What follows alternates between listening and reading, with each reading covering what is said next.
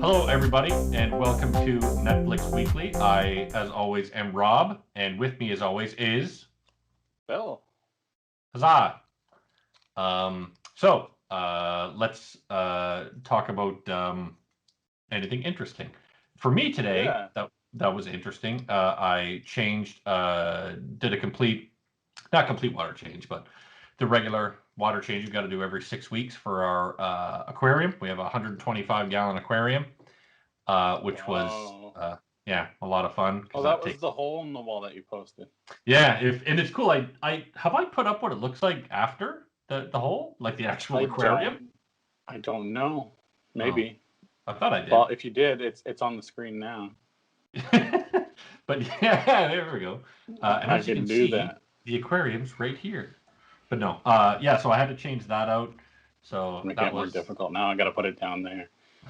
yeah. I got to put it exactly wherever I put my hand.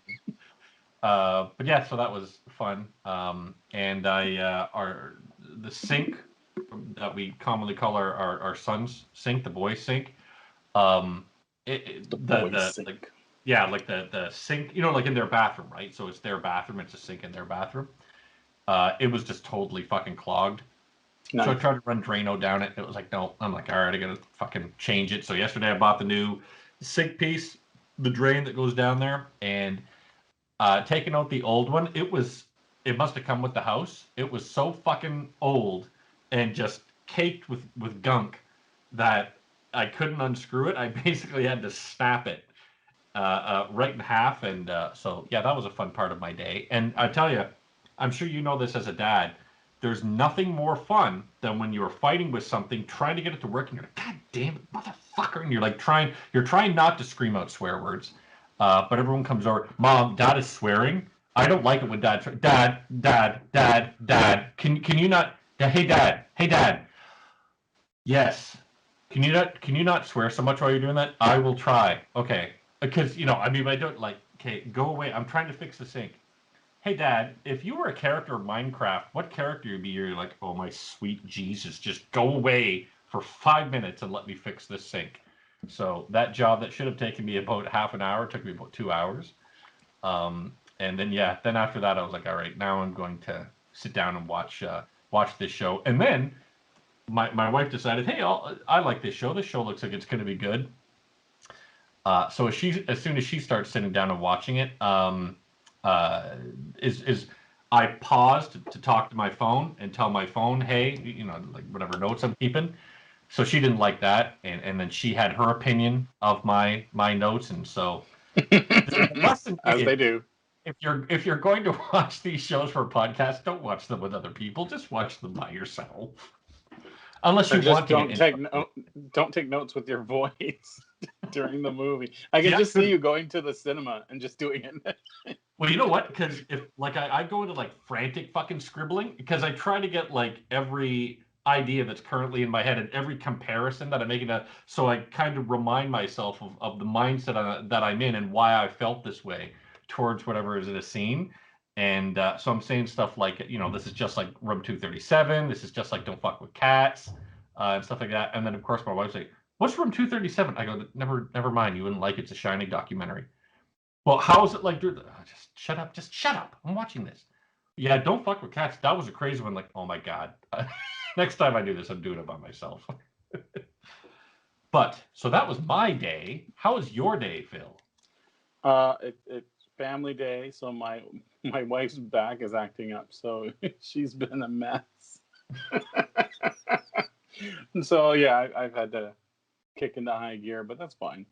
I went and walked one of her coworkers' dog because her coworker had knee replacement surgery, Oh, bummer. I was going to say, and yeah, what else? Nothing really. We were gonna order something in, but then the place we wanted to order from was closed on Family Day. How dare they?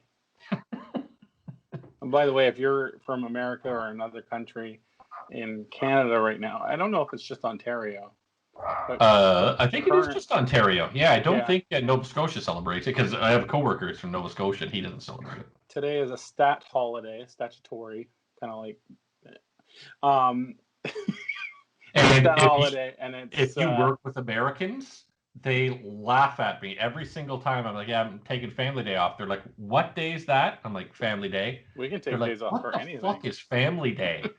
And they said, yeah, well, if I'm taking today off, I've got to spend the entire day with my family. I'm like, oh, God. There's no school. Most people don't work. Most places are closed. Yeah, most places are closed. Even most grocery stores. So yeah. Well, I need so I'm putting up the ceiling down here in the basement, drop ceiling. I need a single fucking elbow for the venting that I need to run, so the venting, so I can move the vent over to a different place. I need one single elbow, and of course, because Home Depot and Lowe's and all those places are closed, I can't get it. So I can't finish the goddamn ceiling until you can wait till tomorrow. And I wanted to. I'm like, all right, today's the day, man. I'm gonna finish everything, and no, of course I can't finish this one bucket. Should have been prepared. I should have bought it yesterday. Should have done it yesterday. No recycling gripes this week? Nope, we'll find out. Because seeing as how tomorrow is recycling day, we'll tomorrow is going to be horrendous because of the snow. We're getting, as with most of the North America, getting a snowstorm. We're going to get about 25 to 35 centimeters now. Yeah, they said. Which is nothing compared to some places, but Texas got snow. Oh, really? Eh? Holy shit! Yeah, they got a snowstorm today. Oh, damn! Crazy. I wonder how many times they were shooting at the snowflakes that were coming down. So Phil, you and I found out that we are actually in pretty close proximity to each other. We're almost neighbors. Yeah. And so I was yesterday burning a bunch of wood in my backyard again, bitching about we have a fire pit in our backyard. I built me and my wife built a fire pit when we moved in, a couple months after we moved in, and we have just this old desk and a whole bunch of shit to get rid of, and rather than leave it out for the garbage, and who will probably not take it because the garbage is probably just as fucking bad as the recycling, I'm like, fuck it, let's just burn it. So I was burning all this shit in the backyard, and I'm sure you could have seen it from your apartment building. You could have seen well, when you told me, I didn't see a thing, but I don't know if it was over or what. Yeah, I think the majority of it was over. But what's great is, so our backyard there's a street, like a pretty busy street that's right behind us. And there were so many people going by that I'm just sitting there on the fucking deck, just sipping my coffee, looking at all this fire, and all this smoke and shit is coming up. Oh no, yeah. Now, one guy drove by, and he said something, and I'm not 100% certain what he said. He just kind of went, ah! And I was like, sure. I just gave him the thumbs up, and then he drove away again. But he stopped on the road to go, oh! I was like, right on, buddy. Your house is on fire. Okay. Maybe that's what he said, or what he attempted to say. But I was like, all right, let it burn. And then he just drove away again. And nobody called. We were sure somebody would call the. But we've done it before, and I've been sure that people are going to fucking call the fire department. Nobody did. You can't do shit like this in Brampton. That's for goddamn sure. So I was happy to be able to do it here. But the whole point is that got rid of garbage that I would find out later. Someone comments and goes, "Oh, you can't really do it here either." Right? Oh, where does Rob live? Where does Phil live? Just find out what's exactly across from that and send the fucking. Well, he was describing the street, so here's a picture from my house and a street address for Rob's house. Circle my house where kidding. It is over here. I won't do the Google Maps. And there's me giving the fucking finger to the Google truck as it goes by. Wouldn't surprise him. All right, what honorable mentions do you have that you've been watching? I want to definitely give a shout out to WandaVision again. I'm loving it. I have to start WandaVision. I'm very big into the MCU, and this, if you were into Avengers and that whole, very much, all of it. Well, then you're gonna love WandaVision, dude. You're gonna love it because they're introducing, this is the first part of this phase, I guess, and they're introducing a whole bunch of stuff for the phase. Oh, really? Like phase? I think it's phase. It's four or phase 5, 4 maybe, or 3, yeah, 4. I think it's 4. It's at most 4. But they're introducing all these new things that's going to be part of this phase. My forehead is whited out, but who cares? That's where we'll put MCU and all the different shots that we're going to put in of other stuff. Hey, how do you think I feel? This fucking hair. I look like Crispin Glover from Back to the Fucking Future Part 1. Dude, look at my bald spot. I have to deal with that. It blurred out. I wonder if it thought it was part of your wall. I should do the green screen in another room on the computer. Anyway, no, it's introducing so many things, and the average viewer would not notice, and they'd go back after watching probably a majority of the phase happen over the years, this phase, and go back and watch WandaVision and go, oh, they were hinting at this and this and this. That's cool. It's amazing. I love it. Go on to one of yours. And then I'll do well, on WandaVision, I was like, yeah, I'll get around to watching it. It's there. Disney Plus is always going to be there. I'll be able to watch it. And then I've seen on like Reddit and Instagram and shit, all the pictures of the Olsen, Elizabeth Olsen, I believe her name is, dressed in like the Scarlet Witch costume, where I guess she's going out for Halloween. I was like, that was oh my. this episode, yeah. Yeah, I was like, I believe I have to kind of fast track watching this because I rather enjoy that outfit that she's in. This show very much breaks the fourth wall. Really, eh? Because Wanda can do that. God damn, that girl's hot. But for me, I watched the fuck did I watch? Very forgettable horror movie. Oh, the Mortuary Collection. It's Clancy Brown. Fucking love Clancy Brown. That guy's so much fun to watch. He's just everybody's heard of this. Oh, it's I don't know where it's. Oh, I think it's on Shudder. It was on Shudder. It's pretty stupid. It was typical cheaply done horror movie. You know what I mean? You love those, don't you? But and it's done like a Tales from the Dark Side or a Tales from the Crypt or a Creep Show, like an anthology of stories. For anyone who's curious, this show was originally for those movies. Right? That's right. Yeah, and but because I could go through those forever. Try to go for a more mainstream thing so people would watch, right? And then you know what I'm going to do is in our second season, then I'm going to be like, all right, assholes, I'm turning it around, and now this is all we're going to watch is these shit horror movies. I'm going to find the ones that are on Netflix. And my luck, they're going to introduce a whole bunch of them like they do, like everyone's on the reality shows, the whatever. You know what's going to be? Hey, crappy for horror. All of October, every day of October on Netflix is these shit horror movies that we have, and I'll be like, woo, every day we're watching this. But no, I'm one show away from finishing The Stand, and holy moly, it has like a fucking atom bomb, like a meteorite fallen. It's so bad. To me, it sounded like it was like a slow burn of like getting worse and worse and worse. For you, what's fucked up is I thought they were really pacing the story, like they were really building these characters as much as they could build them. But then I'd say the 6th or 7th episode, it literally takes about this book is 700 pages long, the original one. I think it's like 750 pages long. They literally take about 200 pages of dialogue and cram it, I want to say, into about 10 minutes of the show. And then this last show that we just watched, it's the end of the book, like it's how the book ended, and I'm like, well, what the fuck would the next episode be about then? And then I did some reading and I discovered that Stephen King himself, I don't know if they asked him or if he decided he wanted to do it, he wanted to come back and write about what happened to the survivors. And I'm like, it's like anybody who's read the Lord of the Rings books, once that ring is destroyed, now J.R. Tolkien, he wasn't an author, right? Once that ring is destroyed, that's the end of your story. You know what I mean? Your story of the destruction of the ring is finished. Now you have a little couple of things to tie up, and then your story's done. With this, the story is finished, and I won't tell anybody how it finishes, but it finishes the same way it does in the book. It finishes, but now they've decided they want to talk about what happens to like all the existing survivors.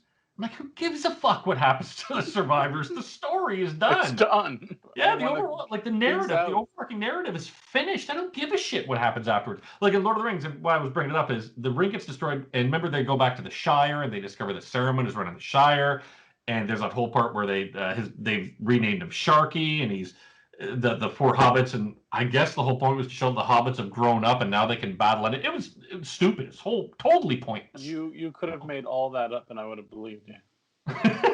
But it's Sharky.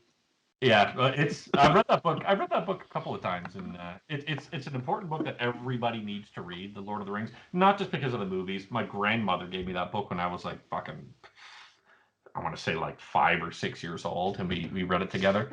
But yeah, that's a whole other thing. But point is, The Stand, total garbage. Don't watch it, especially if you've read the book. Don't sully the book by watching this abysmally bad show. It's terrible. Something we mentioned last episode, I think, was Mythbusters. I forgot what it was for, but were you a Mythbusters watcher? Not so much myself. My wife loved it, and both my boys are like huge science nerds, so they loved all the science stuff that was in MythBusters. But I can't say no. I wasn't a huge fan of the show, but I did enjoy it when I saw it. I'm a fan of Adam Savage, who's one of the hosts of Mythbusters. He's the taller blonde guy. No, the redhead, kind of balding. Oh, not guy not him. The other one. Oh, the other one. Okay. Maybe he was blonde, but I can't remember. There was like a blondish. No, he was redheaded, wasn't he? Okay. Yeah, I can't remember. Anyway, Adam Savage. The mustache and the other guy. Here's a picture. Anyway, he did a sideshow for Discovery Plus or something called Savage Builds, where he just builds like cool things that he wants to build per episode. So he like built his own Excalibur sword out of meteorite metal. And what else did he do? He did his own Mad Max car and battled against 2 other people with their own cars. Like a demolition derby. Yeah, yeah. Well, it was more like safe in terms of like you had to build certain weapons that won't kill the other people. Yeah. So it was like a safe way to do it. There was no crashing, really. Boring.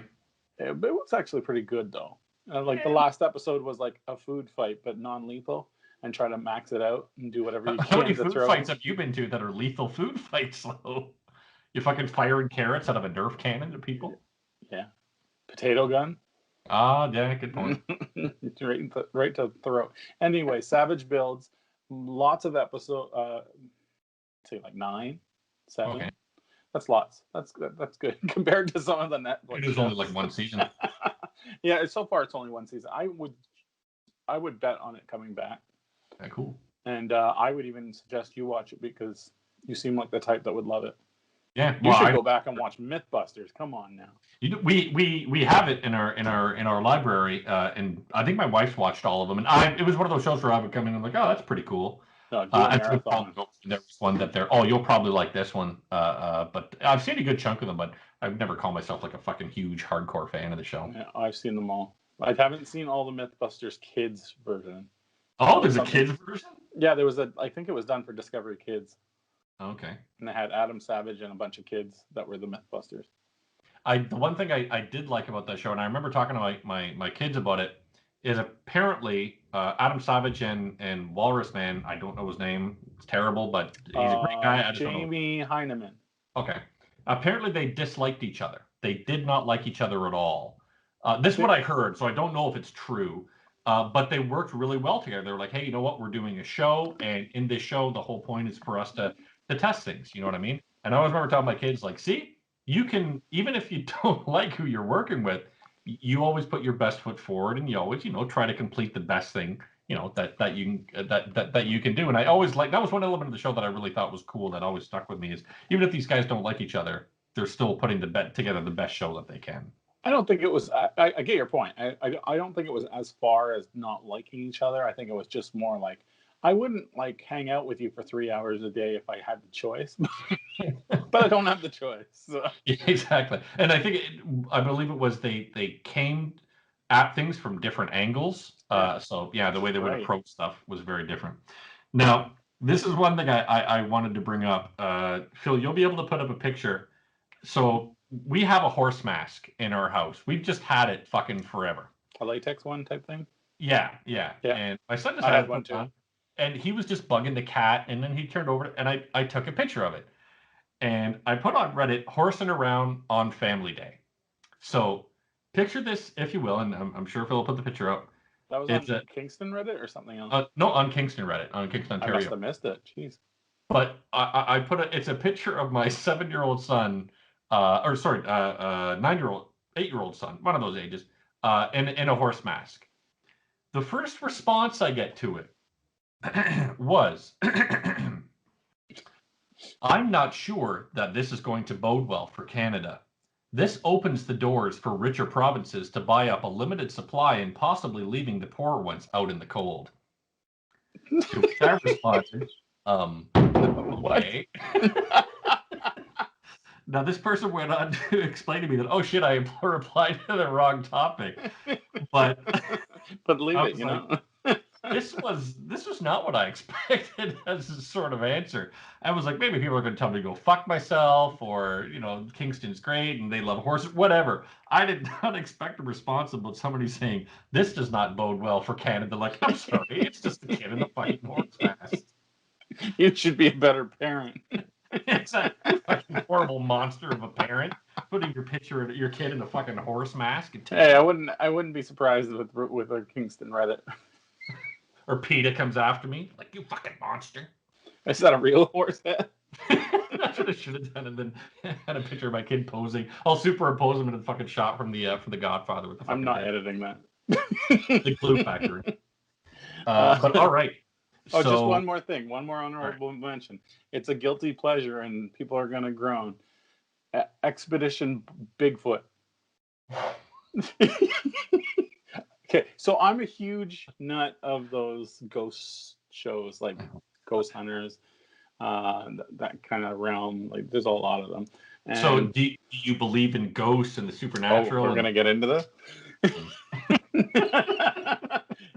I believe in the science behind something that's there. I don't believe in heaven or hell. I was going to say, what a religious answer. I believe in the science of something that's no, there. I believe that sounds like what's on the cover of the Scientology textbook. I believe there's a like an energy force, like some kind of energy that we don't understand. That's what Obi-Wan Kenobi was when he died. Exactly. So, like, it's just something I like. There's so many different things, like so many ways to come to look at the idea of ghosts. And I don't believe that they're like straight up, oh, I died, I'm an angel, whatever, like, I don't believe that. And I don't automatically believe people when they say I've seen ghosts, blah, blah, blah. But there's just so much stuff that we don't know, and so much evidence. Like, we don't know which evidence is real or not. But I can't believe in my brain that every single bit of evidence that's been put out there in terms of ghost shows or ghost anything is all false. Just doesn't make sense. It's kind of like UFOs to me. Like, we already know UFOs exist. Yeah. We have okay. government showing us stuff that they don't understand.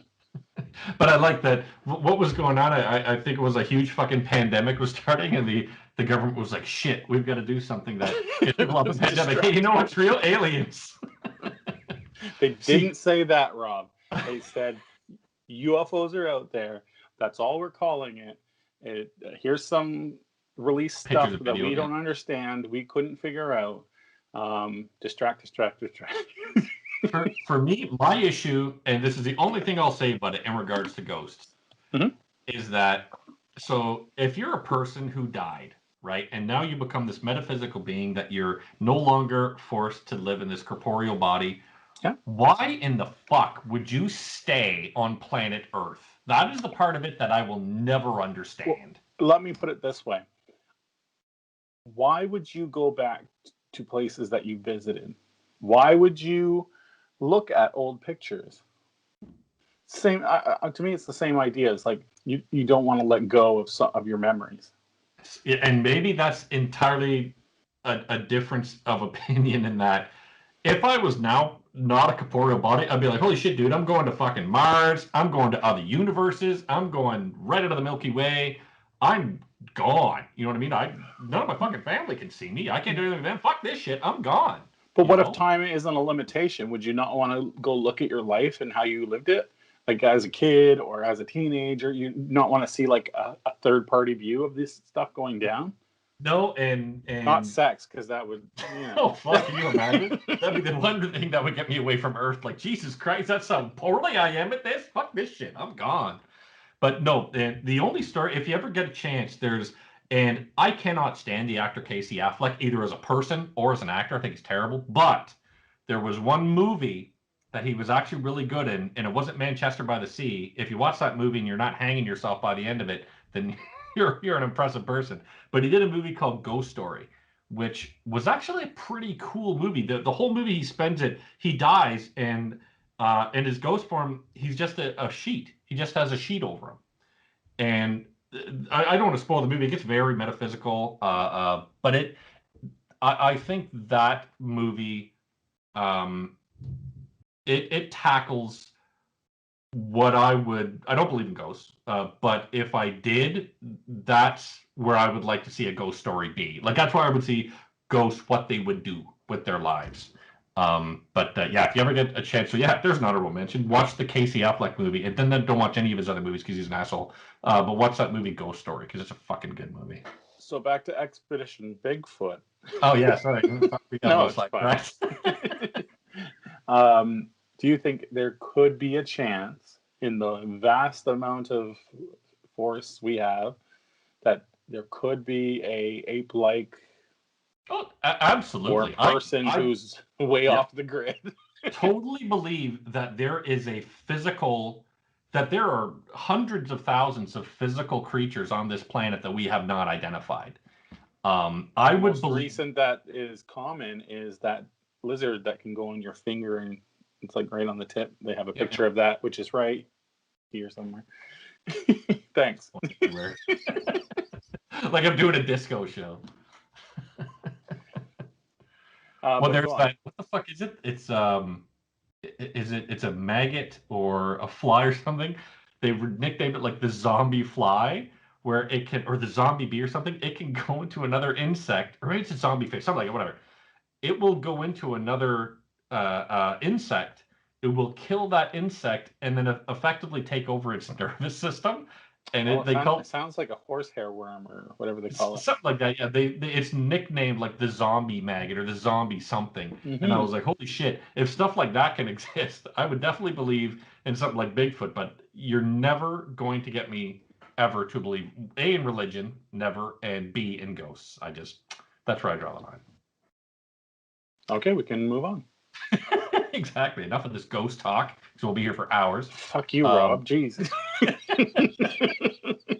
We had two movies to watch. One that we realized was a show, or that you realized was a show, and then informed me of it. Because what I decided to do, I was like, you know what, I'm gonna watch it on like Monday morning, because I remember that today was a holiday. I'll watch it on Monday morning.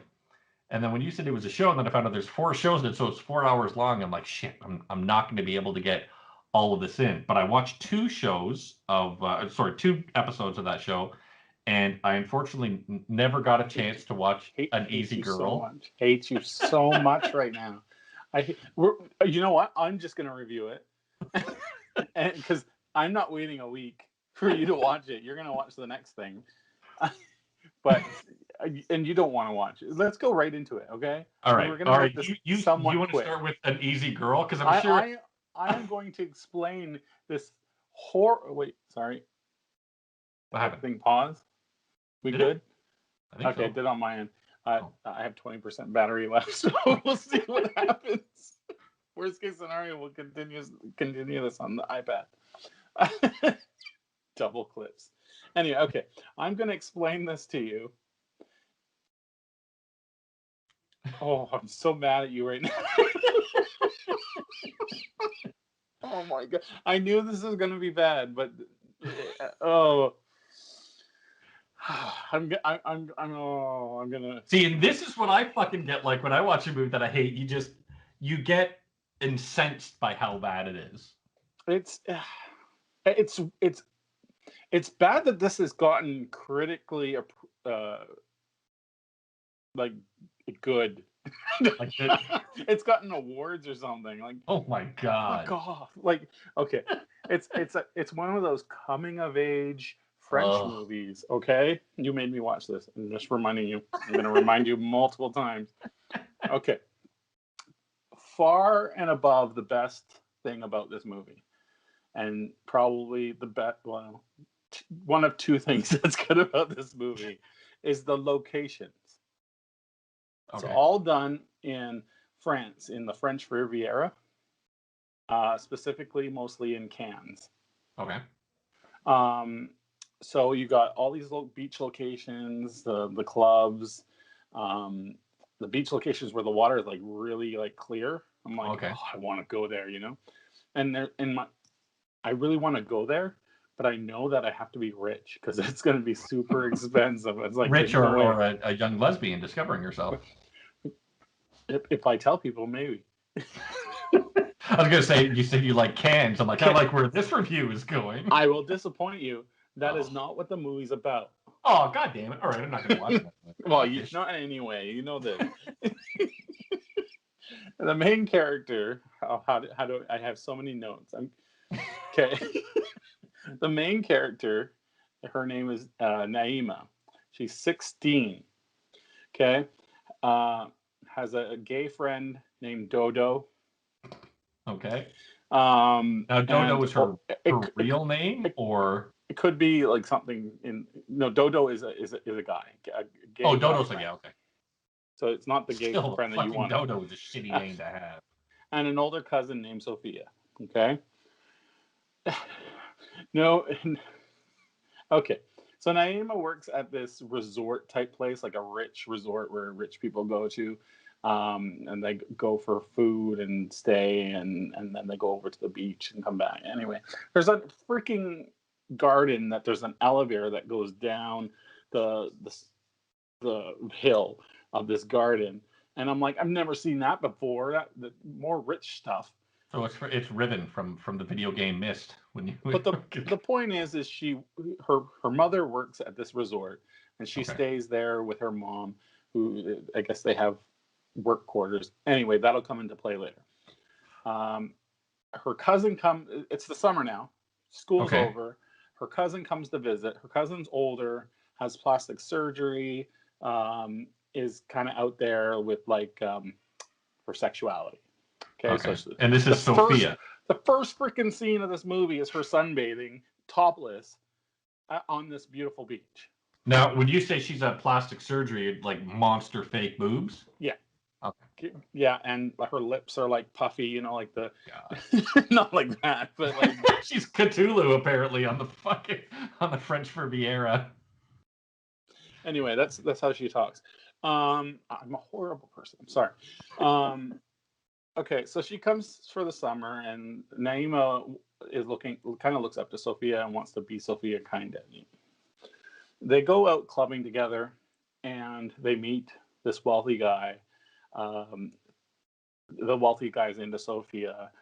The wealthy guy has a friend that hangs out with him too, but he's like older, and the wealthy guy's about 40, maybe 38, that kind of area.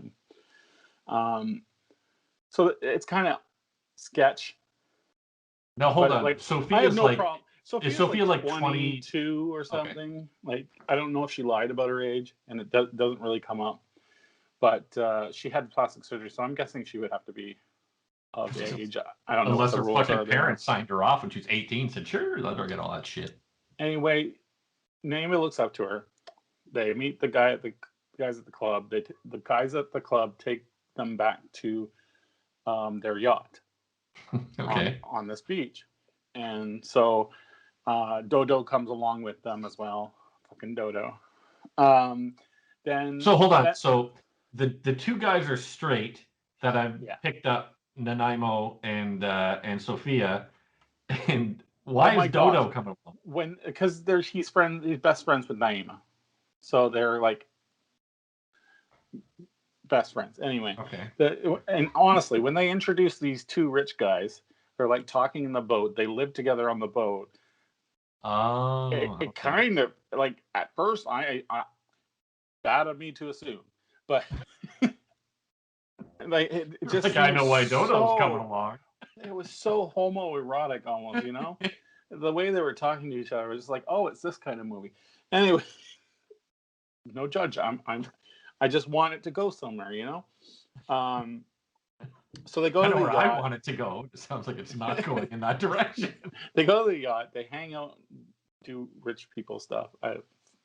And then eventually, Sophia and the rich dude go downstairs and They start banging. oral sex. They're visiting Not quite sex yet. He hasn't gotten that far with her. He's feeling her cans. That's good. I like that. Naima then spies on them, goes downstairs, is like looking at her cousin getting eaten out, literally. Does it say like Brazzers at the bottom of the fucking video? Because this does not sound like, this sounds kind of stupid. The most this movie goes is like softcore porn, and it's only for like a few, like couple scenes. Okay.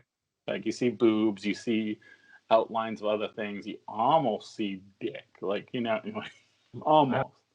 Well, you start to see ball sack and Dodo's ball sack. I saw the dude's hairy butt, so you know. Okay, so she walks in on her cousin. They're staring at each other. No, it's not like Naima Bar and Naima and Sophia. I'm never gonna get that fucking name. You know Dodo. What the fuck? By the way, so Dodo and the other guy are banging each other in a different room. Sorry, I forgot that part. They get into an argument, Dodo and Naima, and Dodo leaves, and he expects Naima to go with him, but she chooses to stay with her cousin. This is a whole thing of the movie. And then, so they're down. We go back to where I was talking. Downstairs, they're staring at each other. You would think Naima would go, "Oh, shit, where am I? Where's the bathroom?" Okay. No, just like, and then she eventually just goes, "Okay, I got to turn around," and goes up to the top of the boat and lays I'm down bored on the couch, now. sleeps. The next day, Sophia and Naima leave, and they go. Sorry, hold on. Where is the other fucking rich dude in the middle of all this? He's just like he hangs around on the boat. Are you sure he's not like the butler for the other guy? Eventually, it comes out that they work together, doing like trading of art exhibit pieces or like old artifacts, not artifacts, like sculptures and shit like that type of stuff. Yeah, the one main thing that they mentioned in the movie was this old way compass type thing, like with like periscope. Yeah, it's got like adjustable things to help you guide your way through the seas type thing in old times. And so that's one thing that came up, but that'll come up later. Sounds like a riveting fucking movie so far. I was hoping it was going somewhere. At first, I was like, okay, this has got to go somewhere. It's got to get good, right? No.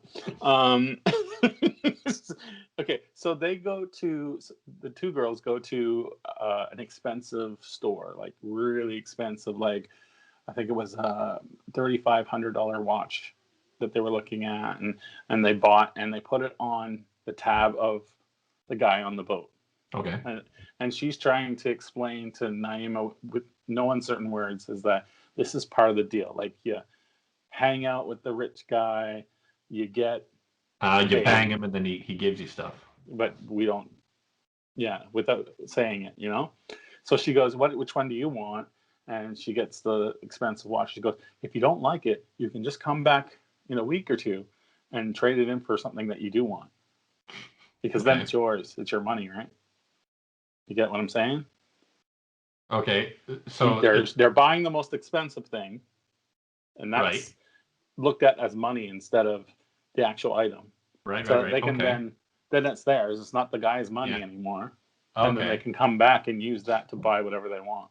Or get back, like give it back to them and get the money back type of thing. I don't know if they work like that because credit cards, it has to go back. Oh, it's credit card. Okay. I don't know. It's a tab. So now, did Sophie steal this dude's card, or he said, "Hey, now that we fucked each other, you blew me or I ate you out or whatever, here's my credit card"? The assumption is that, like, go buy yourself something nice, Okay. I don't think it was ever said, but that would be the assumption. And that I assume that's how it works. Like if you're super rich, you have a tab somewhere and you get girls, and you can use that to get girls, you know? You have like a little. They have like little Amex cards that you can get that are these are the ones that you'll give to the girls that you bang on your yacht. You have your regular Amex card, and then you have your little knockoff Amex They have card. Black Series cards out there that have no limit. That's what anyway. I meant. So they buy the watch, whatever. She gets a watch and a purse or whatever. Next scene is basically Naima suddenly, she's talking to Toto or whatever his name is, Dodo. Yeah. and at the beginning of the movie, a bunch of her friends and Dodo gave her money to go do something with, you know, like it was her birthday. Treat yourself type of shit. Yeah, like go on a trip, go do it. It was a fairly okay amount of money. She all of a sudden takes the money out and goes, I'm going to get a tattoo. Because her cousin has a tattoo of Carpe Diem on her lower back.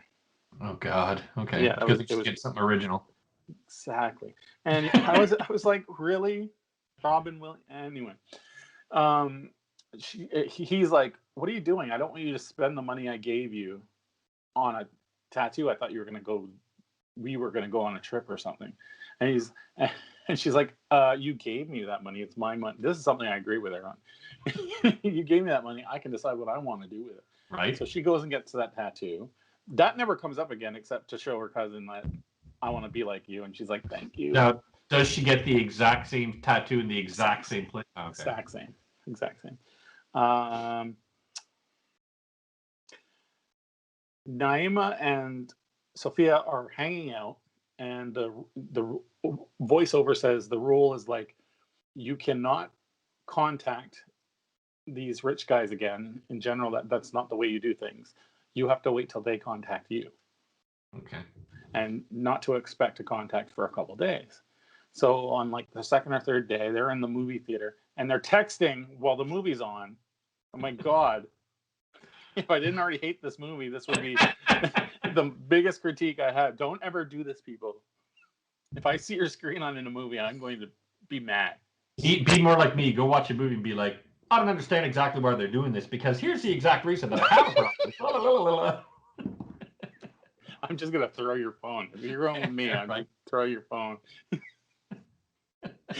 Okay. Anyway, that has nothing really big to do with it, but it just bothered me. So the text was the guy inviting them to the resort where Naima's mom works. So they both go with a bunch of rich people. It's kind of like a networking type. We're friends. They were kind of explained it in the movie, saying the rich guy is rich because he networks his friends. He made friends that are rich, and he networks those friends and gets them to work together. Okay. Somehow he makes money out of this. He invented LinkedIn, apparently. He trades items and stuff. Sorry, So Sophie's banging the guy that created LinkedIn, and Nanaimo got the same tattoo that Sophie has, and Dodo is upset that Nanaimo didn't take him on a vacation and instead got the same tattoo that Sophie has. Meanwhile, Sophie is explaining to her in so many terms, I'm a prostitute. Yeah. Here's how prostitution works. It gets weird because they go to this networking thing of friends, and it's at the resort where her mom works. And then they don't do anything with this except for have the staff watch the rich people eat from like the chef's area type thing. They're all like sitting there going, like kind of like, why are you there? But they didn't do anything with that. Nothing. Absolutely nothing. The mom doesn't come in and go, what are you doing here? Like, nothing. So they end up at the end of the night. Sophia is invited to the yacht, but Nanaimo. I'm getting so.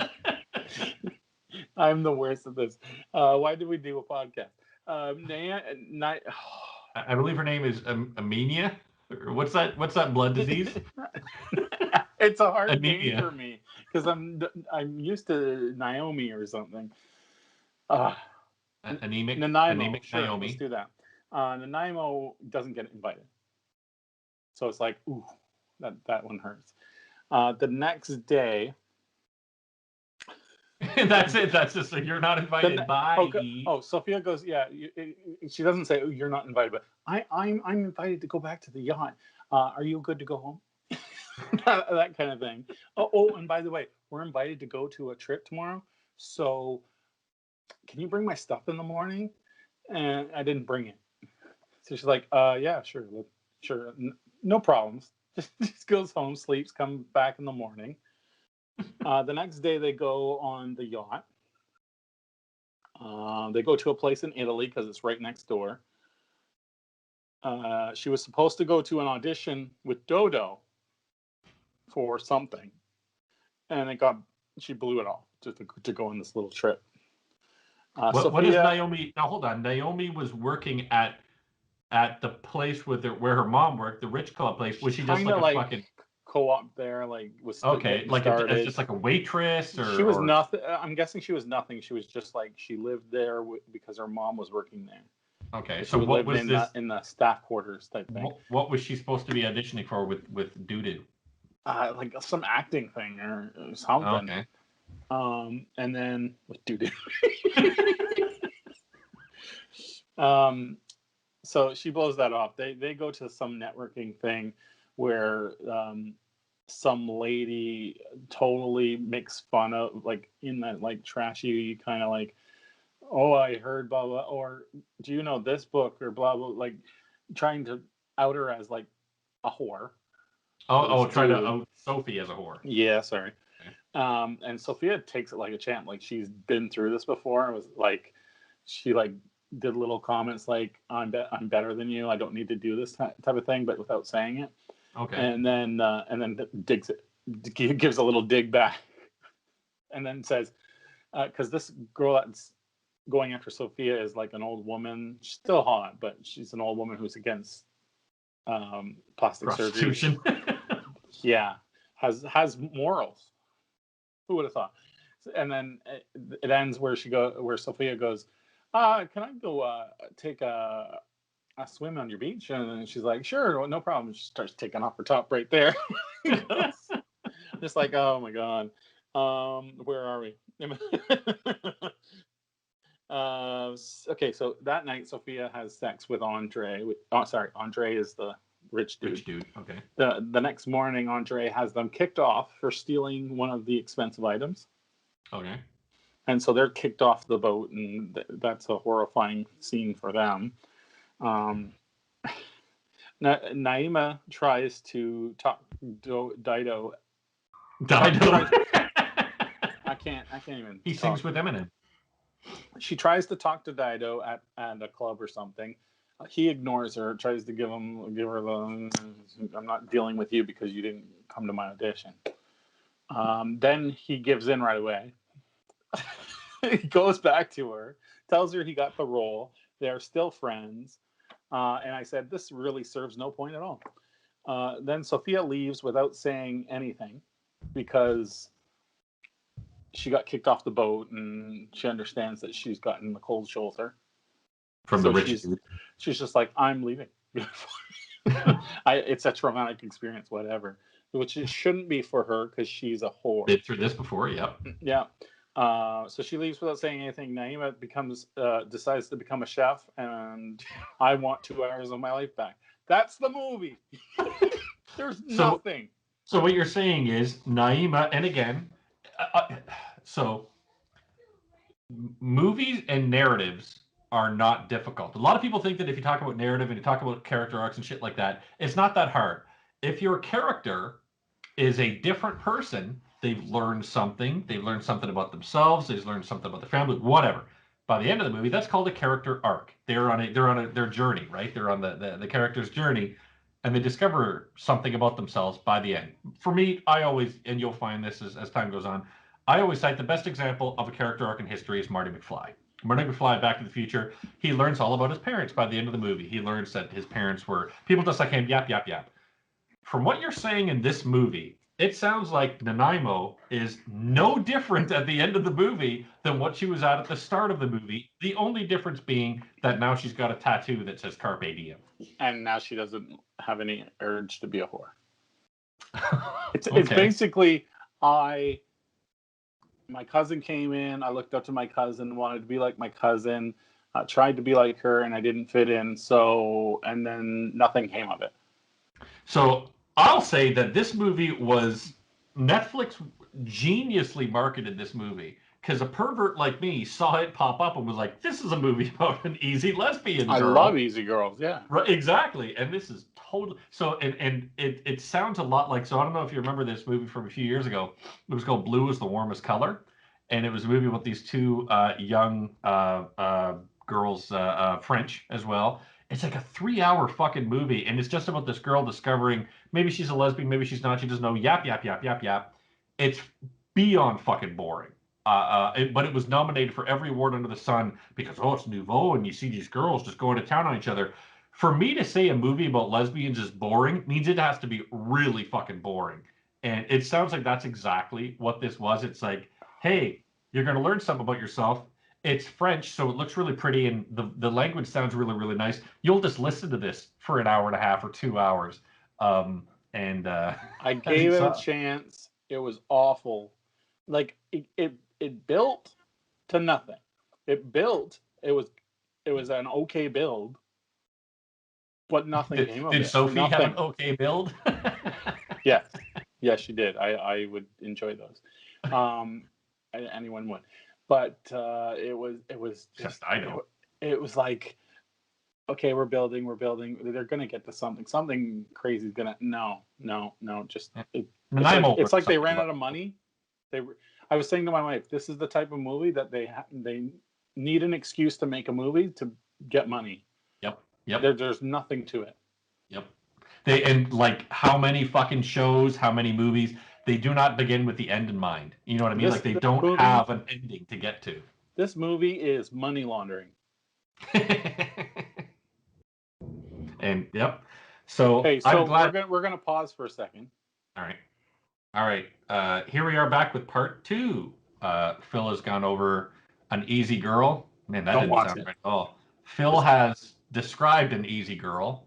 I just want to let you guys know at home that if you are hearing a difference in audio for any reason or an echo for any reason, I apologize. My phone died. I'm charging it, and I can't have the headphones in at the same time. I should buy the attachment. Go on.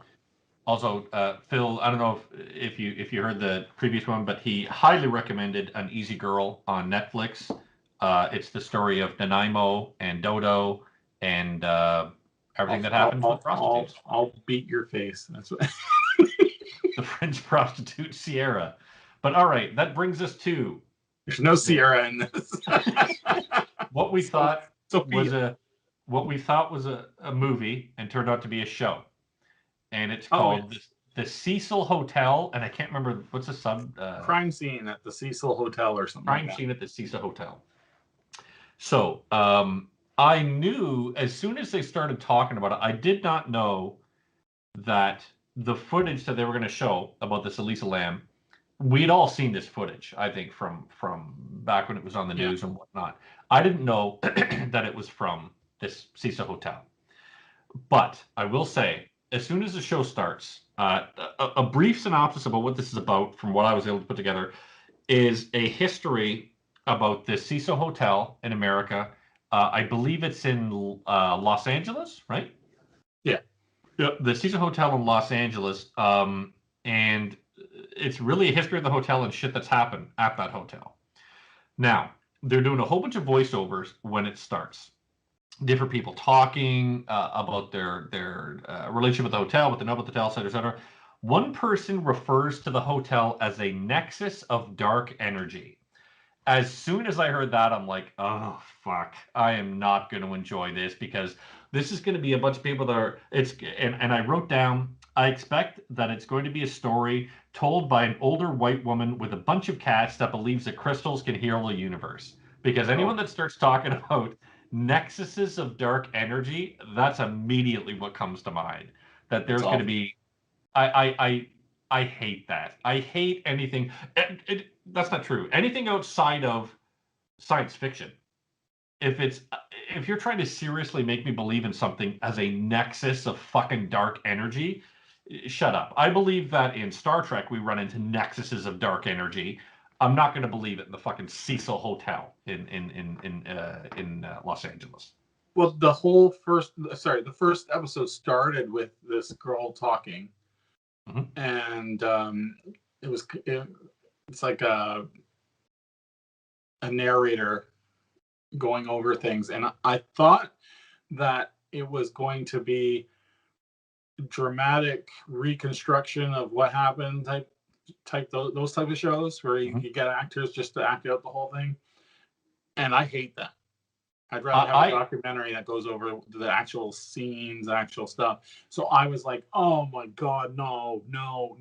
See, I can't stand when they do that and they try to add this, like, they try to add, like, it was so visceral, it was so violent that you never believed what he could do. It's like, shut the fuck up and just describe what happened. Like, that shit drives me fucking bonkers. But it started becoming it's a bunch of fucking, it's like fucking Shakespeare said, man, it's a bunch of sound and noise signifying nothing. You're just saying a bunch of fucking words that don't mean anything. Like describing the Cecil Hotel. It's a dark nexus of dark energy that we know that all the fabric of the universe. It's like, shut up. Bad shit happened at the hotel. Great. Move the fuck on. Stop. Bow. And it's just padding fucking time is all it's doing. Yeah, one thing with that, not with that, but the thing I mentioned with her narrating stuff and then starting to seem like a dramatization, it comes back at the end. Like you'll understand why they went with that choice. But for someone just coming in, I could see them turning this off. Yeah, and going, this is not what I want. As soon as she brought up Nexus of Dark Energy, if I was watching it for this, it would have immediately been fucking off. And this, for me, this has to do with all the way back to my experience with conspiracy theorists really was born out of 9/11. Because 9/11 had a shit ton of conspiracy, and still to this day has a bunch of idiot conspiracy theorists. I passionately fucking hate conspiracy theory. And my reason for fucking hating conspiracy theory is conspiracy theorists never take into account the human element of the story like that. And what I mean by that is you'll see all these idiot conspiracy theorists that go on about how 9/11 was an inside job, and what they did was they knew that jet fuel was going to burn that fucking building down, and it dropped about, like, how about talking about the 3,500 people that fucking died? How about showing some respect for the fucking firefighters and the police that ran into that building? You know? Okay, let me just, we're going to go on this tangent. Let me just say that you can have total respect for those things you mentioned and still have that other side of this whole thing where you believe that it is an inside job. You can still have it be an inside job, and that's horrible to all these people. Well, absolutely, it doesn't make it any different. It's still horrible to all these people. It's still something that should never happen. It's the way that these people describe it. When I see and maybe it's just because these are the conspiracy theorists that they throw on fucking TV. They're nutcases. But the majority of them, I hate how they do not, and it's, to your point, these people, and I believe the same in this documentary, I guess. Was it Tower 3 or something like that? No. With this, I cannot remember. It was a guy. It was on an episode of a show I love called Penn and Teller's Bullshit, where they're talking about it, and this guy is just describing, so as soon as all these people were thrown out the window, that's when the second plane went in. I'm like, dude, to say something like as soon as all these people were thrown out the window shows your complete fucking disregard for those people. You know what I mean? The way he describes it is he was so disregarding of the human element of it, and with this, it was, so that's the one thing of the many things I hate about conspiracy theorists. The other thing that I hate about conspiracy theorists is they are, and this is something that's social media, in my opinion, has caused to everybody on the planet, and it's evidenced by you and I having this conversation, thinking that people are going to listen to it. It's created a lot of narcissism, in people.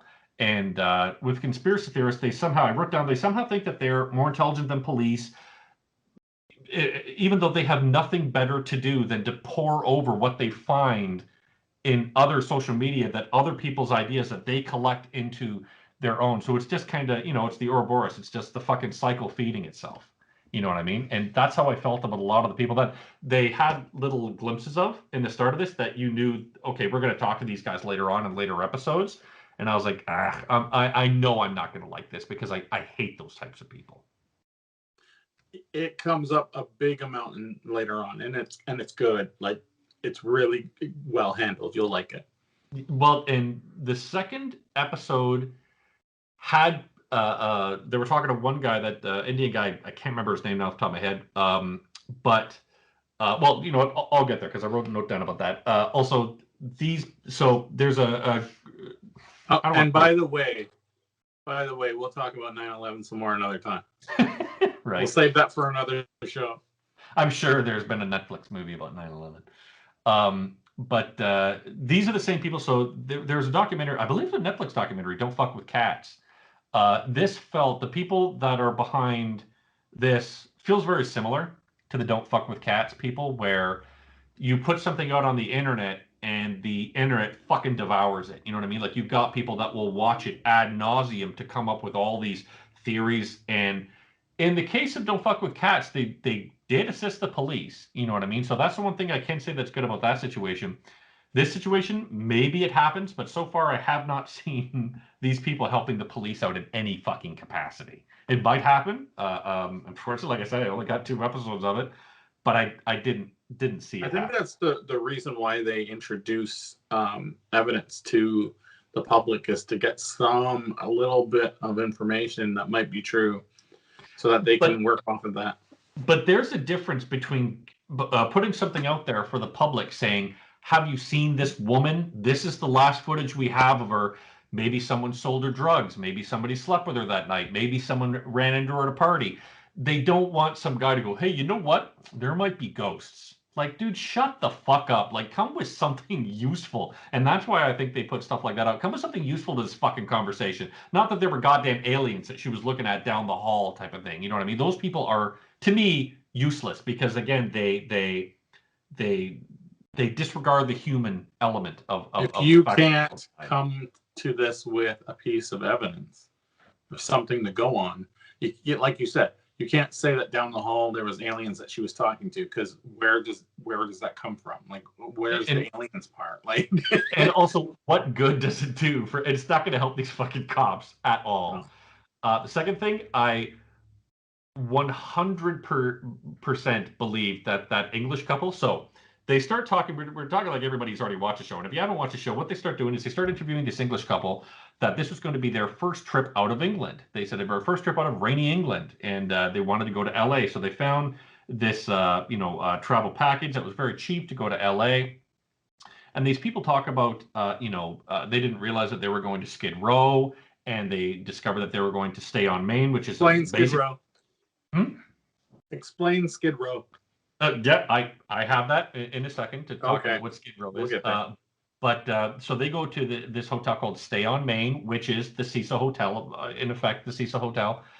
And they're talking about their terrible experience there and whatnot. I did not believe these people for a second. And the reason for that, my wife is she's very believing of people. Someone's telling her something, she's like, this person's telling me the truth. For me, personally, just my experiences in life, I've been raised with, as soon as someone explains something to me, like, this person's full of shit, or this person wants something from me, or this person's doing it for a reason. I'm a very pessimistic person that way. Yeah. And with this couple, I didn't buy it for a second. As soon as they start talking about how terrible it was, and the water, it was just awful, and whatnot, I'm like, sounds like these guys wanted the second fucking vacation to LA, and that's why they're being interviewed for this show. I didn't believe them for a second. And those are the types of people that I get why they're doing it. There's proof that they were there. Oh, absolutely. And they were on. There was no. Oh, how do we go through this? You should probably explain the story up until then. Like, what? Okay. Like, I can't say anything until you get to the points, the main story. So effectively what happened is this couple, as I was explaining, they go to the Cecil Hotel or the Stay on Main, and they stay at that hotel.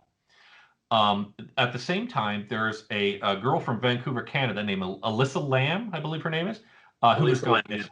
Yeah, and she has gone missing. The last place that she was known to be in is L.A. She posted a lot to Tumblr, apparently. She was kind of a wanderer. She wanted to go and discover herself. She was a younger girl, I think early 20s type of thing. And they suspected foul play. This girl disappeared, and they suspected foul play. Yep. Now this couple, they also didn't know where she went. That's right. She just effectively, yeah, she just effectively. This couple, they once they touched down in LA, they wanted to go to the hotel. So they, or no, I'm sorry, they went to the hotel, and then on their first day, they were out sightseeing. They kind of got lost. They didn't know where they were. They asked someone, "Hey, how do I get to the Cecil Hotel?" And they were like, "Oh my God, that's where that girl was lost." Blah blah blah blah blah blah. So it basically turns into that's when these people, this English couple, realized that there was this girl had been lost at the hotel that they were staying at. And then the story takes a shift, and I don't want to call it a shift, but more like a pause. It's like, okay, put a pin in that. Like, remember this story. Let's talk about the Cecil Hotel. And the Cecil Hotel was they also said, I don't know if you're going to get to this. I'm sorry. They also said that while they were visiting and all that, the water was crap, and it was like dirty water and no pressure in the water. That really doesn't come until the second episode, though. The rest of that first episode is more describing that the Cecil Hotel is kind of a hotel where you can effectively, like, people who are down on their luck, who live in this area of LA called Skid Row, which is where a lot of people, they have no money, they're homeless, they might be addicted to drugs, they might be in and out of mental institutions, et cetera, et cetera. I was fucking flabbergasted to hear that they're Skid, and they have a section of the fucking town that's called Skid Row. It is 56 square blocks. I was like, holy shit, that is a huge amount of fucking space. That is like a downtown core for a lot of cities. Right? Like, holy, and what's crazy is in Brampton, back in Brampton, so this happened after we had left, but my dad still lives there, and a lot of my family still lives there. There is a part of Brampton that's a bit north in Brampton, behind a street called Boulevard, that people are referring to as Tent City. And it's a bunch of homeless people that basically have set up in a quarry. And apparently there's thousands of homeless people there that's where they live now. And seeing all those shots of the tents on the side of the road in Skid Row, that's what it reminded me of. Everybody talking about fucking Tent City back in Brampton. But they had a little one here just a little while ago in Kingston. Was there really, eh? In one of the downtown parks. Oh shit! What happened to it? Did it just get taken up by the cops? They ended up having to move and find another place. They gave them like temporary shelter, and I have no idea what happened to that. But yeah, and I'm sure I don't know. That was before my time here in Kingston, but I'm willing to bet. No, it was like a couple months ago. Oh really? Oh okay. I guess I just didn't notice. Probably because when I hear about a group of homeless people, I think of fucking Tent City back in Brampton, which is significantly larger, I guess, than the one we had here. Yeah. But so what happens in the story is they describe that the hotel is kind of a down and out hotel. It's something where a lot of derelict people might live, and then they go back to the story of how this Alyssa Lamb got lost, and they insinuate, and I have to believe this is bullshit. They insinuate that it took the cops a week to start looking at the CCTV footage that was inside the hotel. I'm willing to bet if you walked in and saw a camera, you're like, let me see what's on that fucking camera. You know what I mean? Maybe I'm wrong, but I just feel like a good detective would have walked in and said, I want to see what's on that fucking camera. Maybe it was a week after the thought of disappearance, like what day it was. Because at first, when she disappeared, they didn't do anything. They didn't think of anything because of this place being such a crap hole that all these crimes happen and cops are called multiple times a day to this hotel. And a lot of times when they call the cops, they don't even show up. Yeah. So because it's such a constancy of the calls that come from this place. Maybe it was like she disappeared. The hotel admitted at some point during the show that they didn't think anything of it. whatever happens, and then eventually there's a missing. The parents go, where's my kid? And so maybe it was a week in that term. And so they discover the footage. The only real footage they can find of this girl is her in an elevator. And this is all. You can still look it up now on YouTube. It's still there if you just look up Alyssa Lamb footage. It shows her going into the elevator, pushing a bunch of buttons. It's very grainy footage. She appears to kind of hide on two sides, and by hiding, she like puts herself right up into the corner of the the elevator. Then she looks out. She looks like she's motioning her hands at someone. She walks out of frame, and that's the last time you see of her. And then, but the one thing that I remember even watching it when I'd seen it before is the elevator door takes a long time to close, and then finally the elevator door closes, and that's the end of the footage. Now, I've heard people say, and this is just what I've seen before, people talking about this footage. I've heard people say there's fucking ghosts. I've heard people say there's fucking demonic spirits, and she's talking to a spirit. To me, and I have not watched the end of this yet, to me, I see a person that is having a bad drug trip. She took something. She's having a bad trip, maybe LSD, maybe some sort of acid, something like that. She's having a bad trip, and she commits suicide. Now, that's what I see. Who knows what the story will turn it into? Because, like I said, I haven't watched the next two, but that's what it feels like. I very, very close to an Asian friend of my life, so I've heard of the kind of, not judgment is the wrong word, but the very strict that the parents can be with you have to deliver. That is the absolute vibe I got when they're going through this girl's Tumblr history, because Tumblr was her social media of choice. Yeah. They're going through her history, like blogging in small bits. Yep. Yeah. I never got. Did you ever get into Tumblr? I never in my life have figured out Tumblr. I've tried before, but I was just like, to me, I did the live journal thing.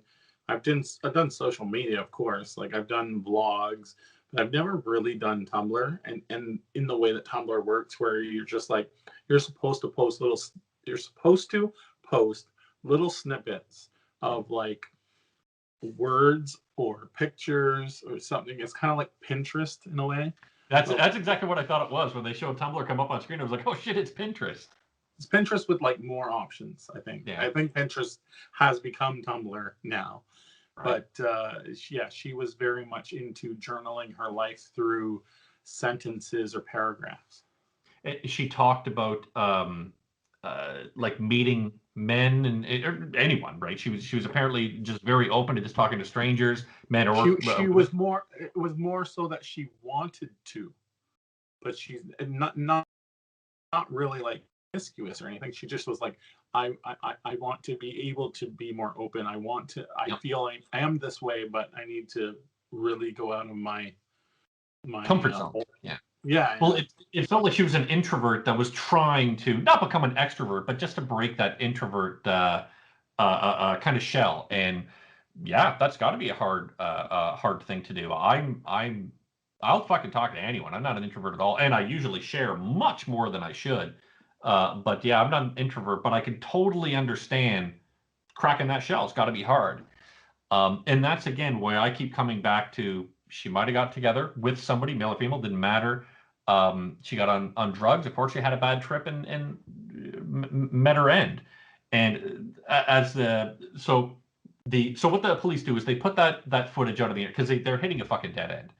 They put that footage out on the internet, and they say they put it out on the internet. And the next scene that comes up after the cops say that they put this footage out on the internet, and this is the end of episode 1, is the Indian gentleman that comes on. His moniker across the bottom of the screen is Web Sleuth. And I'm like, fuck off. Like, why is there a term called Web Sleuth? That's like having a fucking... What's that? If it gets you money, if it gets you views, you can be whatever you want. And that's exactly what it is. It's these fucking people that, like that guy said, I watched this that video like 10,000 times. I'm like, why? It's terrible, to watch that, but watching it 1,000 times and trying to come up with conspiracy theories as to what would happen does nothing for no one except make your life fucking miserable, unless you want to be fucking miserable, and that's a whole other fucking you might want to. That's fine, you know. But that as soon as he's like, and this is where my issue with conspiracy theorists kind of flips a coin to the other side.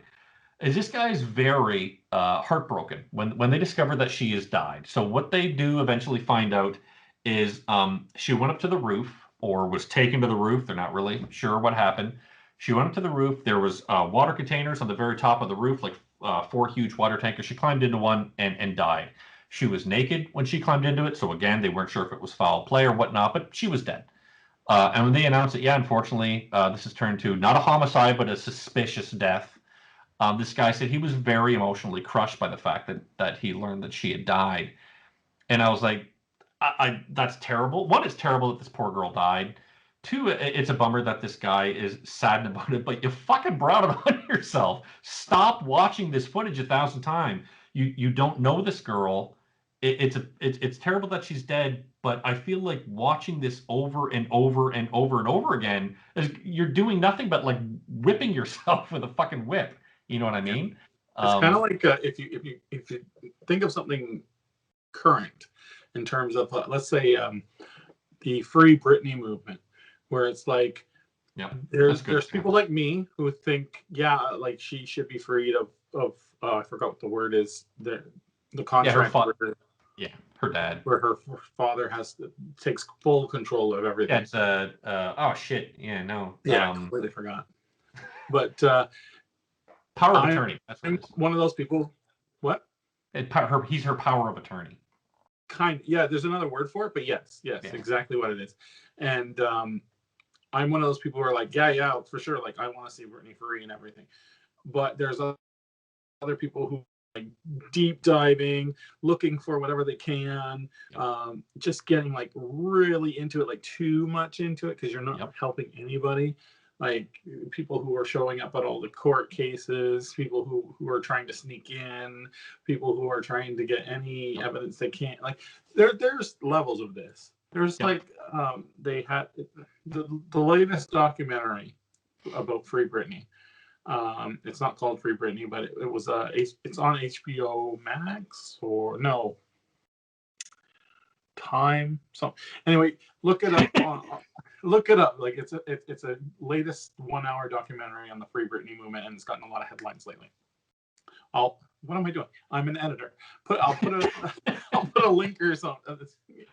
There'll be text. There are people. There's different levels. There's like the people who do a podcast based on Britney's Instagram feed. Christ. And then cover everything based on that, which is like, what level is that too crazy? It's fine. If you're making money or if it's a hobby, whatever. But when you get to the point where it's taking over your life, you might want to rethink your life. There's a big fucking difference, and this is again what comes to all these people that get obsessed with, like when we're young, even now, you have your favorite bands, you have your favorite actors. With me, I have my favorite directors. I'll watch everything they do.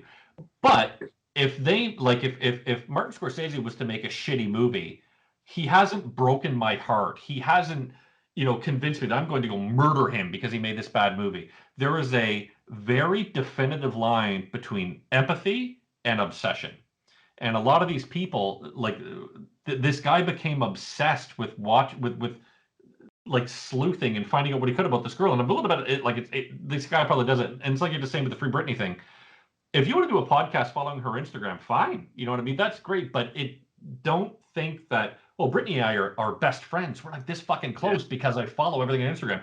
There's a difference between obsession and empathy. You can talk about someone's fucking Instagram and then you can pretend that you and that person are fucking best friends because you're following them on Instagram. And again, that's what social media has done to all of us. It's changed your mind from thinking that, you know what, I follow Phil on Instagram, Phil follows me on Instagram.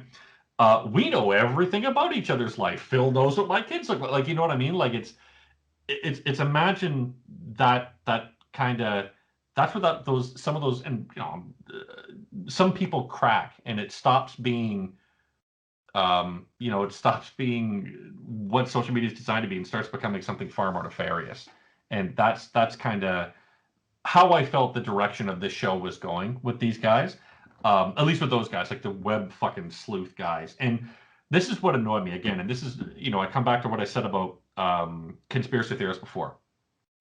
These guys started talking about, oh, did you notice how the elevator closes really, really quickly? Like some of the time's been cut out. Did we watch? The time code is so blurry you can't even make it out. Oh, there's clearly a shoe. Someone shoots. Like, you are offering nothing helpful to this investigation. Yeah. You know what I mean? Like shit like that. That's where I'm like, you want to have an opinion? Keep it to yourself. It's not going to help her. It's not going to help her family. It's not going to help the people that are really fucking grieving from this. In any way, shape, or form. You get thousands of people calling into the cops going, oh, I have an idea. Oh, I have this idea. Yep. And then like one of them is going to go somewhere for the case, which is then worth it.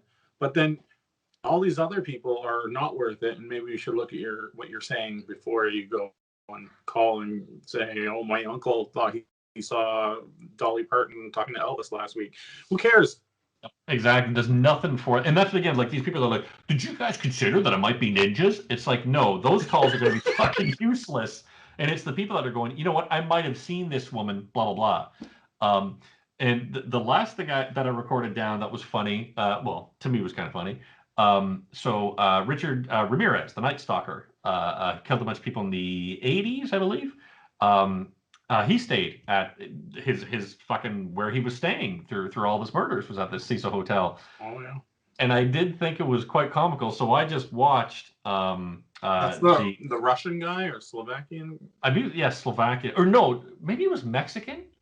I honestly can't remember. I'm sure it was like Russian area, German, something like that. Well, he murdered a serial killer there, then went. Well, no, not Ramirez. Ramirez only murdered people in the U.S. Actually, Ramirez does sound like a Mexican name, Mexican doesn't it? Maybe they'll go through this guy later on. Sorry. But there's a fantastic Netflix documentary called The Night Stalker. I believe it's 4 or 5 episodes about Richard Ramirez, and Richard Ramirez is I say fascinating, but fascinating in the way that fucking Hannibal Lecter was fascinating. You know what I mean? Like, this guy was pure evil. Yeah. And what's funny is a lot of the footage that they show in this episode looked like it was taken from the fucking Night Stalker documentary. So I was like, hey, I'm happy to see Netflix not spending any money for their own footage the stock footage that they shot for something else. Hey, let's just bring it over to this one as well, and we'll watch it on this one as well. Well, what I'm finding with a bunch of TV shows right now, and this goes for some Netflix documentaries as well as a lot of like those channels and stuff. They'll take public video and turn it into some kind of series. Yeah. Like Court Cam, they just take publicly released stuff and put it out there for their use. Like, it's great, good idea. But whatever's cheap. That's exactly what you're saying. Yeah. So where did you get to? I got to the end of the second episode. At the end of the second episode was they discovered that she was in the tank. They let everybody know that she was dead, but they have no idea how she got into that tank, and that's effectively where that episode ends. Did they draw the line towards the water in that episode? No, I don't believe so. Okay, they will. But it comes you know what? The whole point of our show is, are these shows good or not? This one has. I find that all of the Netflix documentaries are really enjoyable. You know, they're the crime scene ones are amazing. Even the video game ones, like there's the video game one. Oh Christ! It's in my list. High Score. High Score. Love? No, High Score. The one where they talk about like Ataris and everything throughout the guy who cheated. Oh yeah, yep. I remember that one. The King Kong or whatever. Like that was either. Was it Donkey Kong? I can't remember. He cheated. Yes. But there was like even the other ones like the toys that made us. Like I fucking, as you can tell, the toy shit that I have. But yeah, I find Netflix's documentary game is really fantastic. The only thing I will say that what's that? Making a Murderer. Making Murder. Yeah. Again, the only thing I will say that I don't like about, and they do it to every single one of their documentaries, is I understand the reason why, and it makes sense to do it. So I'm not saying that they shouldn't do it, but it's the very colorful language that they use, like this dark nexus of dark energy that we're going to have. And it's like, shut up. Just get to the fucking point about what happened. It's the build, yeah. The average person that consumes television loves that kind of stuff, I feel. Yeah. And it gets them into it. And it's just like, there's people like you and I who are like, okay, just get to the facts. Right. Especially when you're talking about like, and like, fuck, what's a murder mystery or, you know, a documentary about murder without the build, right? The build is when, and then when, you know, you see the outcome of that, you're like, oh, so they're building this whole Richard Ramirez thing. Like, I knew who Richard Ramirez was. Like, I, you know, seen this in other books and other shows. But it's that build to get there, you know. When it's a good one, you're like, ah, shit, man, I'm getting wrapped right up into it, you know. So yeah, this Cecil House is Cecil good. Hotel. What? Cecil Hotel. Hotel. What did I call it? Cecil House. Idiot. Cecil yeah, House. Cecil. The new reality show. Yeah, Who will die first? Come in here and be murdered. I have an idea. Next episode, you will watch the other two. Mm-hmm. And have you already watched? You finished it, right? I finished it, so I haven't been able to say anything. I've said a little bit, but you say yourself, this dumb fuck. Once he realizes all the shit he got wrong, I can't say anything. So you will do the next two episodes, the last two, and everyone. It's like a 4-hour documentary. It's great though. You really get into it. They really get you. And you go, oh, is this getting boring? No, I'm into it. No, I gotta watch the next episode. They give me cliffhangers. So you'll watch the next 2 episodes, and we'll review the whole thing. To be continued. And then I'm gonna pick one. It's gotta be a real shitty one, and then I'll be the one to do this one. You would have to. Okay. I'm gonna go with Space. Space what? Space Sweepers. Space Sweepers. Yes. Okay. And I think you'll get a kick out of it. It's sci-fi. It's Asian sci-fi. Okay. Is it like cartoon or I think it might be South Korean, but I'm not sure. It could be Chinese. Okay. But it looks good. It looks fun, and you're gonna have a lot to tear apart. I guarantee you. I will say I'll watch it if it's Korean. I'm gonna watch it in Korean with subtitles because that fucking last Below Zero, that shit was terrible. There's no fucking way I'm watching it with the English audio again. I'm always gonna watch it with audio dub. There's no way I'm not. But I believe that this is a movie, so you don't have to worry. But you'll watch the other 2 episodes in this movie, and then we'll talk about it on the next show. All right. And I am going to do my best to get in Dungeon Girls Who Like Me, or whatever that show was called. All I remember is it's Dungeon Girls. And see what I can watch of that and see how much I enjoy Dungeon Girls. Is it wrong to pick up girls in a dungeon? All right. All I remember is Dungeon Girls, and that's what I'll do my search for. You're just curious about it, but yeah. That's right. There's lots of anime boobs bouncing. That's all I need. That's what will get me. That's what fucking sold me on An Easy Girl, and now I just find out that that's a huge fucking ripoff. Don't watch it. Like, as much as I want you to suffer for making me watch it, do not watch it. There's no. It's just unless you're like a teenage girl who likes France. I don't know. Like I'm trying to find a demographic. There is none. It's an awful movie. Stop. So. In closing, I will ask one thing. We're both big fans of the MCU. Did you watch the trailer? We both live about. I could probably look out my window and wave at you. Did you watch the trailer for the new Justice League? I will not. No, I watched it and it looks just as bad as I know it's going to be. When it's a guaranteed watch, I will stop watching the trailers. Except for one that's coming, that Spider-Man movie that's been talked about so much. Yeah, but that's still Marvel though. That's not DC. I know, but I'm relating and saying okay. Most movies, Godzilla versus King Kong, that one that's coming, I watched the first one. I won't watch a second trailer because I know I'm going to watch it. Yeah. Jurassic World Dominion, whatever they're calling it. If they bring out another trailer, I will not watch it. Okay. I'm sure I'll get spoiled on certain little aspects, but I don't, because I will pick out little things and go, oh, I bet it's going this way. Oh, I bet that in the background, you can clearly tell there's that so it ruins it for me. Sometimes I can predict movies and it just sucks. The Justice League was an unholy mess of a movie, and this Snyder cut looks magnificently bad. Like they took everything bad about the original and turned it up to 11. So don't critique it yet. It might be amazing. No, not a chance. If you look at Zack fucking Snyder's track record, anybody that says that Zack Snyder is a fucking filmmaker needs their head examined. And I'll only spend a second on this. Go back and watch his movies like fucking Sucker Punch and how he destroyed The Watchmen. 300, he ripped it. Watchmen was horrible. Right? Dude, you have so to watch. Boring. Watch Sucker Punch. Sucker Punch is... I sometimes at a loss for words to describe how bad it is.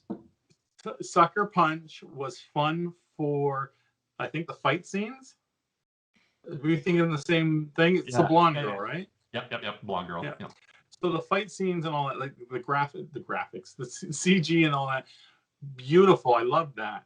But the story, what story? Like, as far as I remember, I went to see it in the movie theater with a friend, and I was just like, it was one of those movies that made me embarrassed to be a heterosexual man, because I'm watching, I'm like, oh my God, like, is this what like gay dudes or heterosexual women, is this what they think we think of? This is so embarrassing. And it's the same as with the DC universe, and then I'll get off this, I swear to God. Like the whole show on it. The way that Zack Snyder has created these characters, it's so embarrassingly bad. Like, it's one of those ones where you just fucking cringe. You're like, this is so fucking bad. We'll cover this movie when it comes out. All right. As honorable mentions. We'll do a feature honorable mention just for this, because we got to do that. Just that one. Yeah, we'll just do a special honorable mention episode. But who knows? You might come out loving it. Sure. I guess there's you know what? I'll believe in ghosts before I believe that I'll come out of that fucking thinking that it's just fantastic. Okay, but all right. So next week, next episode, Space Sweepers. Everyone watch it. Everyone finish Crime Scene, Cecil Hotel. Yep. It's great. Even as someone who watched it to the end, it's amazing. Just watch it. And as someone who's only seen 2 shows of it, it's fantastic. And then I'll give a little teaser. The week after that, we're going to be watching Tribes of Europa. Ooh. And that's a whole season. How many shows are in it? I don't know. Oh. I was like, all right, do I got to prep for fucking 12 shows? Well, we'll see. Whatever you watch. But it's a sci-fi thing, so I know you like that. I like it. So yeah, we'll be into it. All right. So that's a little teaser. Who knows? We might change things up. It happens. Yeah. Especially if we watch the first fucking show, we're like, dude, this is terrible. I'm not watching the rest of this shit. You never know. Well, you never even got into An Easy Girl. You picked it. That's pretty good. Except for in high school. That was pretty good. All right, that's the joke to end the show on. So for Netflix Weekly, I am Rob. I am Phil. Bye, everybody.